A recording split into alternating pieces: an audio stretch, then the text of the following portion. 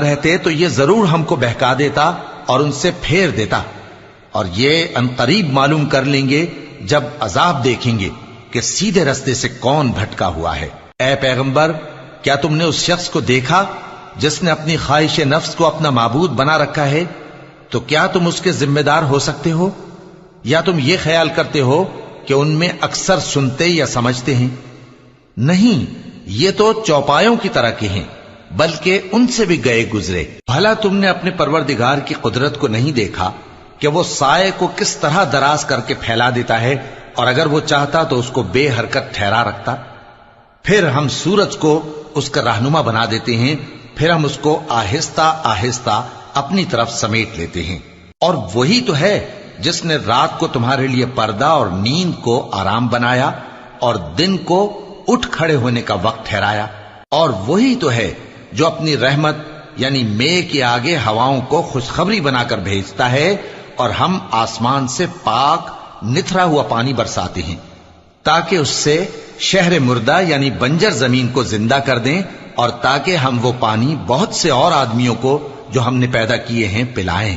اور ہم نے اس قرآن کی آیتوں کو طرح طرح سے لوگوں میں بیان کیا تاکہ وہ نصیحت حاصل کریں، مگر بہت سے لوگوں نے انکار کے سوا قبول نہ کیا۔ اور اگر ہم چاہتے تو ہر بستی میں ڈرانے والا بھیج دیتے، تو تم کافروں کا کہا نہ مانو اور ان سے اس قرآن کے حکم کے مطابق بڑے شد و مت سے لڑو۔ اور وہی تو ہے جس نے دو دریاؤں کو ملا کر چلایا، ایک کا پانی شیریں ہے پیاس بجھانے والا، اور دوسرے کا کھاری کڑوا، اور دونوں کے درمیان ایک پردہ اور مضبوط اوٹ بنا دی ہے۔ اور وہی تو ہے جس نے پانی سے آدمی پیدا کیا، پھر اس کو ددھیال، ننھیال اور سسرال والا بنایا، اور تمہارا پروردگار ہر طرح کی قدرت رکھتا ہے۔ اور یہ لوگ اللہ کو چھوڑ کر ایسی چیز کی پرستش کرتے ہیں کہ جو نہ ان کو فائدہ پہنچا سکے اور نہ نقصان، اور کافر اپنے پروردگار کی طرف سے پیٹ پھیرنے والا ہے۔ اور ہم نے اے نبی تم کو صرف خوشی اور عذاب کی خبر سنانے کو بھیجا ہے۔ کہہ دو کہ میں تم سے اس کام کی اجرت نہیں مانگتا، ہاں جو شخص چاہے اپنے پروردگار کی طرف جانے کا رستہ اختیار کر لے، اور اس خدائے زندہ پر بھروسہ رکھو جو کبھی نہیں مرے گا، اور اس کی تعریف کے ساتھ تسبیح کرتے رہو، اور وہ اپنے بندوں کے گناہوں سے خبر رکھنے کو کافی ہے۔ وہی جس نے آسمانوں اور زمین کو اور جو کچھ ان دونوں کے درمیان ہے 6 دن میں پیدا کیا، پھر عرش پر جلوہ افروز ہوا۔ وہ جو رحمان یعنی بڑا مہربان ہے، تو اس کا حال کسی باخبر سے دریافت کر لو۔ اور جب ان کفار سے کہا جاتا ہے کہ رحمان کو سجدہ کرو، تو کہتے ہیں اور رحمان کیا ہوتا ہے؟ کیا جس کے لیے تم ہم سے کہتے ہو ہم اس کے آگے سجدہ کریں؟ اور وہ اس بات سے اور بدکتے ہیں۔ بڑی برکت والا ہے وہ جس نے آسمان میں برج بنائے اور ان میں آفتاب کا نہایت روشن چراغ اور چمکتا ہوا چاند بھی بنایا۔ اور وہی تو ہے جس نے رات اور دن کو ایک دوسرے کے پیچھے آنے جانے والا بنایا۔ یہ باتیں اس شخص کے لیے جو غور کرنا چاہے یا شکر گزاری کا ارادہ کرے سوچنے اور سمجھنے کی ہیں۔ اور رحمان کے بندے تو وہ ہیں جو زمین پر آہستگی سے چلتے ہیں، اور جب جاہل لوگ ان سے جاہلانہ گفتگو کرتے ہیں تو سلام کہتے ہیں۔